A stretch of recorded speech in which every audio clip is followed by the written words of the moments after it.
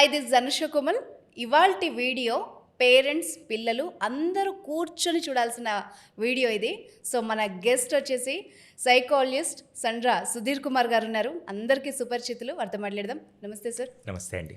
పెద్దవాళ్ళు ఏమనుకుంటారంటే పేరెంట్స్ అన్నీ మాకే తెలుసు, మేం పేరెంట్ వాడికేం తెలుసు, వాడు మొన్న పుట్టింది అనుకుంటాం కదా. అయితే నాకు ఒక గుర్తొస్తుంది, ఫ్యామిలీ సర్కస్ మూవీలో రాజేంద్ర ప్రసాద్ ఏమన్నా అనే ముందు చైల్డ్ సైకాలజీ ప్రకారం ఇలా అనకూడదు. ఆ వర్డ్ అప్పుడు విన్నప్పుడు తెలియదు, అప్పటి వరకు పిల్లలకు ఒక సైకాలజీ ఉంటుంది, మనకు నచ్చిందే కాదు వాడికి నచ్చినట్టు కూడా చెప్పాలి అని. సో ఈ పేరెంటింగ్లో ఈ చైల్డ్ సైకాలజీ ఎంత ఇంపార్టెన్స్ ఉంటుంది? 200% ఇంపార్టెన్స్ ఉంది. మనం మామూలుగా ఇది చాలామంది జనరిక్గా చెప్తుంటారు. మనం ఏంటంటే వాళ్ళకి రివర్స్ మెకానిజం నేర్పిస్తూ ఉంటాం. రివర్స్ మెకానిజం ఏంటంటే ఇప్పుడు వెళ్తుంటే నాన్న జాగ్రత్త పడిపోతావు, నాన్న జాగ్రత్త పడిపోతావు, నాన్న జాగ్రత్త పడిపోతావు అంటే వాడికి ఏం నేర్పిస్తున్నాం మనం? పడిపోతాను ఓకే అని. అలా కాకుండా యూ జస్ట్ వాక్ కేర్ఫుల్లీ, జాగ్రత్తగా నడు నాన్న, జాగ్రత్తగా నడు, జాగ్రత్త పడిపోతావు, ఈ డైలాగ్ వద్దు, జాగ్రత్త నడు. నువ్వు క్లాస్కి కరెక్ట్ టైంకి వెళ్తే it will be okay. Late అయితే మ్యామ్ తిడతారు అనే విధంగా ఆన్ టైంకి వెళ్తే you can escape this thing అనేది రివర్స్లో మనం నేర్పించాలి. వాటర్ తాగేటప్పుడు కింద పడిపోతానన్నా, కింద పడకుండా వాటర్ తాగినా జాగ్రత్తగా. సో నువ్వు తాగేటప్పుడు స్ప్లిట్ చేసుకోకుండా వాటర్ లెవెల్ పెట్టుకొని కరెక్ట్గా తాగు అనేది ఏంటి, మనం ఏదైతే వద్దు అనే దాన్నే మనం ఎక్కువ హైలైట్ చేస్తున్నాం తప్ప వాడు ఎలా చేయాలో మనం ప్రాసెస్ చేయడం మిస్ అవుతాం. మ్యామ్ ఇది ఎవరు చెప్తారంటే దాదాపుగా సీనియర్ సైకాలజిస్టులు, సీనియర్ టీచర్స్ని, సీనియర్ ఎడ్యుకేషనల్ ఎక్స్పర్ట్స్ని అడగండి. వీళ్ళ ముగ్గురు ఫస్ట్ చెప్పే వర్డ్ ఏంటంటే వాళ్ళ మైండ్ని మనం ప్రోగ్రామింగ్ ఎలా చేస్తున్నాం. స్పీడ్కి వెళ్ళొద్దు కాదు. ఫస్ట్ ఎలా చెప్పొచ్చు అంటే ఐ థింక్ 60లో వెళ్తే యూ కెన్ బ్యాలెన్స్ ఎవ్రీథింగ్. 60లో వెళ్తే మ్యామ్ 120లో వెళ్తే నువ్వు బ్రేక్ వేస్తే బండి బ్యాలెన్స్ అవ్వదు. 60లో వెళ్తే you can balance everything, think of it once. So అయితే ఇప్పుడు మా పిల్లలు వద్దన్నదే చేస్తారు అని ప్రతి ఇంట్లో ఒక డైలాగ్ ఉంటుంది, అది ఇదేనా? 200% అదేనండి. ఇప్పుడు మీకైనా చంద్రముఖి సినిమా గుర్తుందా మీకు? చంద్రముఖి సినిమాలో జ్యోతి కానీ ఆ రూమ్లోకి వెళ్ళొద్దు అంటే మన మైండ్లో ఏముంటుంది, ఆ రూమ్లో ఏదో ఉంది, వెళ్ళాలి. సో మనకి 5 రూమ్స్ ఇచ్చారు, ఈ 5 రూమ్స్లో మనం ఉండి ఇక్కడే పడుకుందాం ఓకే అని దీని గురించి ఎక్కువ మాట్లాడాలి తప్ప మనం ఎంతసేపటికి ఈ 5 రూమ్స్ గొప్పతనం చెప్పం. ఆ రూమ్ చెడ్డది అనగా ఆ చెడ్డది అంటే చూస్తే సరిపోదు కదా అనే విధంగా ఫస్ట్ మనమే చేస్తున్నాం. సో మొబైల్ వాడండి, నేను కాదనట్లా, but there should be a limitation.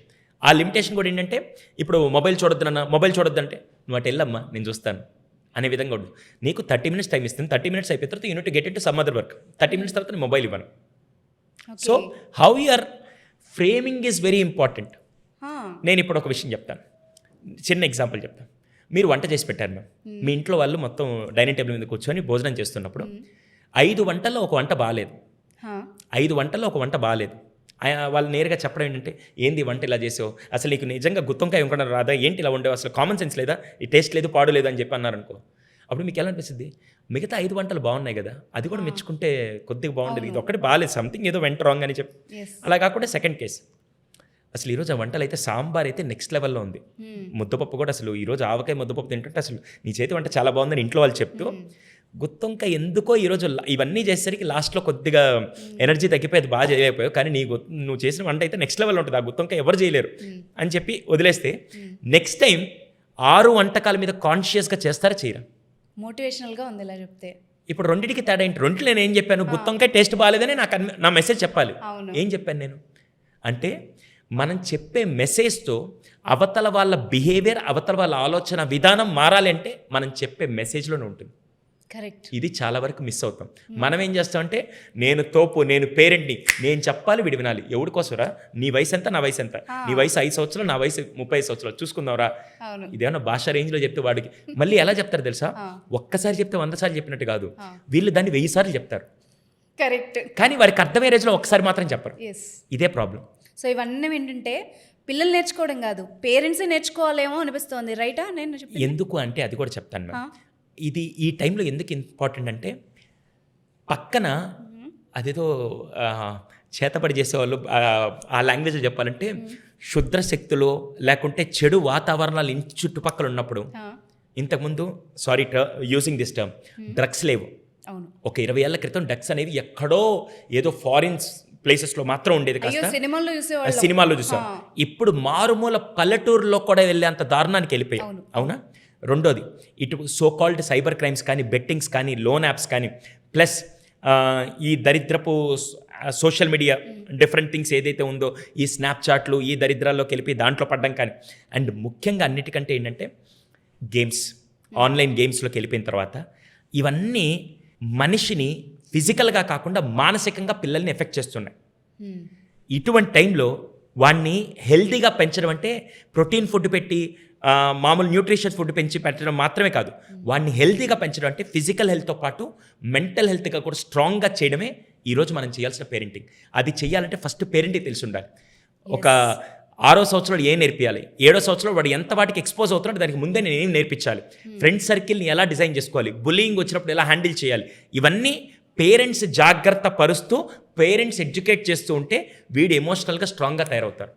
Correct. అది అక్కడ మిస్ అవుతుందండి. అండ్ ఒక ఎగ్జాంపుల్ అనిపిస్తుంది, మనం జోష్ సినిమాలో చూస్తే బాగా చదివే అబ్బాయిని హీరో కంపేర్ చేసి చూపిస్తారు. ఎస్, విశాఖపట్నంలో నిన్న జంక్షన్ దగ్గర వదిలేస్తే మళ్ళీ ఇంటికి వస్తావు, నువ్వు ఎట్లా వస్తావు అని అడిగితే ఒకడు రాగలుగుతాడు. అంటే కొందరు పిల్లలు వాళ్ళని సముద్రంలో వదిలేసిన ఈతర్రా వీళ్ళు అని చెప్తారు. కొందరు మాత్రం అన్నీ వస్తాయి, వాళ్ళకి అన్నీ ఉంటాయి, కానీ ఎలా బతకాలో తెలియదు. సో ఇవన్నీ కూడా ఒక పేరెంటే నేర్పియాలేమో అనిపిస్తుంది నాకు. ఎంత జాగ్రత్తలు తీసుకోవాలి మనం? యా, ఇక్కడ నేను ఒక విషయం అడుగుతాను. మీరు స్కూల్ నుంచి వచ్చినప్పుడు, ఇంతకుముందు మీరు చిన్నప్పుడు చదివేటప్పుడు ప్రతిరోజు స్కూల్లో ర్యాంకులు వచ్చిందా, స్కూల్లో మార్కులు వచ్చాయి, ఇవన్నీ ఇంతకుముందు ఉండేది కాదు. లేదు, అడిగేవాళ్ళు కాదు. సరే, నేను ఒక చిన్న ఎగ్జాంపుల్, నాకు బాగా నచ్చిన ఎగ్జాంపుల్, పేరెంట్స్ అందరికి అర్థమయ్యే విధంగా నేను చాలా దగ్గర చెప్తూ ఉంటాను. మేడం, ఒక అతను కొత్తగా మామూలుగా రోడ్డు మీద నడుచుకొని వెళ్తున్నాడు. అతని వయసు 30 సంవత్సరాలు. చూసిన వాళ్ళందరూ ఏమన్నారంటే, నీ రైట్ హ్యాండ్ వీక్గా ఉంది, రైట్ హ్యాండ్ వీక్గా ఉంది అన్నారు. వీడు ఒకసారి చూసుకున్నాడు, రైట్ హ్యాండ్ బాగానే ఉంది కదా, లేదు రైట్ హ్యాండ్ వీక్గా ఉందని ఒకరు చెప్పాడు, చూసుకున్నాడు. రెండో పర్సన్ చెప్పాడు, చూసుకున్నాడు. మూడో పర్సన్ కూడా చెప్పాడు, నీ రైట్ హ్యాండ్ వీక్గా ఉంది, బాడీ లేదురా బాబు అంటే, లేదు నీ రైట్ హ్యాండ్ వీక్గా ఉంది అన్నాడు. వీడికి డౌట్ వచ్చింది, నిజంగా రైట్ హ్యాండ్ వీక్గా ఉంది, సరే ఎక్సర్సైజ్ చేసుకుందాం. జిమ్కి వెళ్ళి అక్కడ ట్రైనర్ని అడిగాడు, నా రైట్ హ్యాండ్కి మాత్రం ఎక్సర్సైజ్ చెప్పంటే, అరే బాబు అలా చేసుకోకూడదు, చేసుకుంటే బాడీ మొత్తాన్ని చేసుకొని దీనికి కావాలని కొద్దిగా ఎఫర్ట్స్ పెట్టు అంటే, లేదు రైట్ హ్యాండ్ ఒక్కటే కావాలి, నాకు చూసిన వాళ్ళందరూ చెప్పారు బాడీ అంతా బాగుంది, రైట్ హ్యాండ్ ఒక్కటే కావాలంటే, ట్రైనర్ కన్విన్స్ చేయడానికి చెప్పినా కూడా వీడు వినలా, నాకు రైట్ హ్యాండ్కి మాత్రం ఎక్సర్సైజ్ చెప్పన్నాడు. ఇంకా ట్రైనర్ కాక నీ కర్మరా అని చెప్పి రైట్ హ్యాండ్కి మాత్రం ఎక్సర్సైజ్ చెప్పాడు. 6 నెలల తర్వాత చూస్తే బాడీ అంతా ఇలా ఉంది, రైట్ హ్యాండ్ మాత్రం 6 నాడులాగా ఉంది. చూడ్డానికి ఎలా ఉంది? ఇప్పుడు మనం పిల్లల్ని తయారు చేస్తే కూడా అలాగే తయారు చేస్తున్నాం, 1 డైమెన్షనల్. ఏంటంటే వాడికి ఏ స్కూల్లో సీటు, ఏ కోర్సు, ఏ కోచింగ్ అని కేవలం అతని తలరాతని మొత్తం maths, science, social, Telugu, Hindi, English అనే సబ్జెక్ట్స్లో పెట్టేసి 22 సంవత్సరాల పాటు అనేది డిజైన్ చేస్తున్నాను తప్ప, పిల్లల్ని 22 సంవత్సరాలే పెంచుతున్నాను తప్ప, వాడి 100 ఏళ్ల భవిష్యత్తును మాత్రం no one is planning. Correct. ఇదే బిగ్గెస్ట్ మిస్టేక్. ఇప్పుడు వాడిని ఏం తెలుసా, ఉదయం నుంచి సాయంత్రం దాకా వాడికి స్కూల్ నేర్పిస్తుంది, fantastic, I don't have any problem. మళ్ళీ ఇంటికి వచ్చాక కూడా అక్కడ బాగా చదవట్లేదు, అక్కడ బాగా మార్కులు రావట్లేదు అని మళ్ళీ తీసుకెళ్ళి మళ్ళీ కోచింగ్లో పెట్టేసి, మళ్ళీ ట్యూషన్లో పెట్టేసి, మళ్ళీ మ్యాథ్స్, సైన్స్, సోషల్ అవి నేర్పిస్తూ రోజుకి 24 గంటలు ఉంటే 8 గంటలు వాడు పడుకొని 16 గంటలు 2 గంటలు తిని మిగతా 14 గంటలు కేవలం ఈ సబ్జెక్ట్ మాత్రం నేర్పించి 20 సంవత్సరాలు ఇది నేర్పించిన తర్వాత 20 సంవత్సరాల్లో వాడిని మిగతా షేప్ చేయాల్సిన ఎమోషన్స్ వచ్చినప్పుడు ఎలా బ్యాలెన్స్ చేసుకోవాలి, పక్కన వాళ్ళతో ఎలా ఉండాలి, రెస్పెక్ట్ ఎలా ఇవ్వాలి, క్యారెక్టర్ ఎలా బిల్డ్ చేసుకోవాలి, ఇవన్నీ ఏ స్కూల్ నేర్పిస్తుందా? ఎవరు నేర్పించాలి? పక్క నుంచి ఎక్కడ నేర్చుకోలేరు. ఫస్ట్ నేర్పించాల్సిన వాతావరణం ఇంట్లో క్రియేట్ చేసి పేరెంట్స్ నేర్పకపోతే ఇది ఏ స్కూల్ నేర్పదు. ఇదే బిగ్గెస్ట్ ఛాలెంజ్. ఈరోజు మళ్ళీ మిస్ అయ్యేది అందరిది 1 డైమెన్షనల్ సూపర్గా ఉంటుంది. నేను మీ అందరిని ఒక క్వశ్చన్ అడుగుతాను, కింద కామెంట్ సెక్షన్లో రాయండి. ఆ క్వశ్చన్ ఏంటంటే, మీ పిల్లలు రేపటి రోజున సో కాల్డ్ ఐఐటీస్, నీట్స్, ఎక్కడ మీరు అనుకునే ప్రెస్టీజియస్ ఇన్స్టిట్యూట్లో, అది ఐఐఎంఎస్ అవచ్చు, ఎక్కడైనా మంచి ర్యాంక్ సాధించి నేరుగా ఇంటికి వచ్చారు, కానీ బయటికి వెళ్ళిన తర్వాత వాడి క్యారెక్టర్, ఒరే వీడికి చదువు ఉంది, వీడి వేస్ట్ ఫెల్లోరా అనే విధంగా, చదువు ఉంది క్యారెక్టర్ మాత్రం లేదు అనే విధంగా ఉండే పిల్లల్ని మీరు పెంచాలనుకుంటున్నారా? సెకండ్ది, చదువు నార్మల్గానే ఉంది, అది 60, 70, 80% అనుకోండి, అలా అని చెప్పి మొద్దు మాత్రం కాదు, చదువు బాగానే ఉంది. దాంతోపాటు సమాజంలో ఎక్కడికి వెళ్తే, ఏం క్యారెక్టర్ వీడిది, ఈ అమ్మాయి అసలు ఎంత డిసిప్లిన్గా ఉంటుంది, ఎంత బాగుంటుంది, ఎంత రెస్పెక్ట్ఫుల్గా ఉంటుంది, పెద్దలంటే ఎంత గౌరవం, అసలు సమాజం పట్ల ఎంత బాధ్యతగా ఉంది, ఒక గొప్ప సిటిజన్ లాగా ఉన్నాడని చెప్పి సెకండ్ కేటగిరీలో ఉండే విధంగా మీ పిల్లల్ని పెంచాలనుకున్నారు. కేటగిరీ 1 కేవలం మార్కులు మాత్రం తప్ప ఇంకా వాళ్ళలో అసలు మనిషికి ఉండాల్సిన ఏ క్వాలిటీ లేదనుకుందాం. కేటగిరీ 1. కేటగిరీ 2 చదువుతో పాటు సంస్కారం ప్లస్ బాధ్యత సమాజం పట్ల లేకుంటే కుటుంబం పట్ల రెస్పెక్ట్ ఇస్తూ ఇలా ఉన్నారనుకోండి. ఈ రెండిట్లో ఏ విధంగా పెంచాలని మోస్ట్ ఆఫ్ ద పేరెంట్స్ కోరుకుంటారు? మీరు చెప్పండి, తర్వాత కామెంట్స్లో రాస్తారు. రెండోదే, కానీ ఎఫర్ట్స్ మాత్రం దానికి బెటరు. అది మనకి చాలా బాగా చెప్పారు. కోరుకునేది ఏంటంటే రెండోది, అవును, ట్రైన్ చేసేది మాత్రం ఫస్ట్ దానికే. ఇప్పుడు నా సమస్య అదేనండి. దానికి ఒక డైలాగ్ ఉంది సార్, ప్రతి ఒక్కళ్ళు ఒక హీరోని చూసి బా ఏం చేస్తున్నాడు దేశం కోసం ఊరి కోసం గొప్పోడు అంటారు, కానీ ఆ హీరో ఇంట్లో పుడితే అదే కొడుగ్గా పుడితే ఏ తండ్రికి ఏ తల్లికి నచ్చదు. ఇంతమంది బాధ తెలుసా యూత్లో? ఇది ట్రూ, అది మాత్రం వాస్తవం అండి. నేను ఇదే విషయం చెప్తాను. నేను ఇప్పుడు జుట్టు పెంచుతున్నాను. ఇది అందరు చూసిన వాళ్ళందరూ నాకు చాలా మంది కింద రాస్తారు, ఒరే ఈడు సైకాలజిస్ట్, ఈడేంటి పిచ్చోళ్ళలాగా, ఇదేమి అందరికీ చెప్పేది ఇదేనండి. నేను చేసేది ఒక సోషల్ కాజ్ కోసం. నాకు అది ఎంత నరకమో పక్కన నా వాళ్ళందరూ కూడా చాలామంది, నా బంధువర్గంలో కూడా చాలామంది ఎందుకు వీడు ఇలా చేస్తున్నాడు. కానీ నేను చేసేది క్యాన్సర్ పేషెంట్స్కి హెయిర్ గ్రో చేసి ఒక 2 years తర్వాత నేను డొనేట్ చేస్తాను.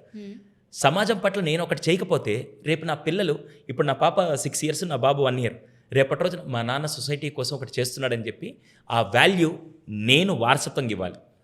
నేను కారో బండో వారసత్వం ఇవ్వడం కాదు, ఒక డబ్బులు వారసత్వం ఇవ్వడం కాదు, సమాజం పట్ల నాకుండే బాధ్యతని వాళ్ళకి ఒక టీచర్ లాగా నేను నేర్పించాలి, ఒక ఎగ్జాంపుల్ లాగా నేను ఉండాలి. దానికోసం నేను చేస్తున్నా. నేను మా పాపని తీసుకెళ్ళి రోడ్డు మీద ఫుడ్ ఇస్తున్నప్పుడు ఇంటికి వచ్చాక పాప అడగద్ది, ఎందుకు నాన్న అంటే, నువ్వు ఈరోజు ఇంట్లో కూర్చొని ఫుడ్ తింటే నీకు తెలియట్లేదు కదా, అక్కడికి వెళ్ళి ఒకసారి నువ్వు ఇస్తున్నప్పుడు వాళ్ళు నీ కళ్ళ ముందే ప్యాకెట్ తీసుకొని తింటుంటే వాళ్ళకి ఇచ్చిన కొద్దిగా ఫుడ్ని ఎంత రెస్పెక్ట్ ఇస్తున్నారో నీకు తెలిస్తే ఇంటికి వచ్చాక నువ్వు ఎలా ఉంటావు అంటే, ఇప్పటికీ మా పాప తిన్న దాంట్లో ఏ ఒక్క మెతుకు వదిలిపెట్టకుండా తింటుందంటే, ఆ రోజు అక్కడికి వెళ్ళి తను 3 years ఉన్నప్పుడు నేను ఫుడ్ ఇస్తున్నప్పుడు వాళ్ళు తింటుంటే ఫుడ్కి ఎంత రెస్పెక్ట్ ఇస్తున్నారో ఆ రోజు నేను ఇంట్లో ఎలా నేర్పించానంటే ఒక ఎగ్జాంపుల్ తీసి నేర్పించాను. ఇది ఎవరు నేర్పించాలి? స్కూల్ నేర్పిస్తుందా? లేదు. సమాజం నేర్పిస్తుందా?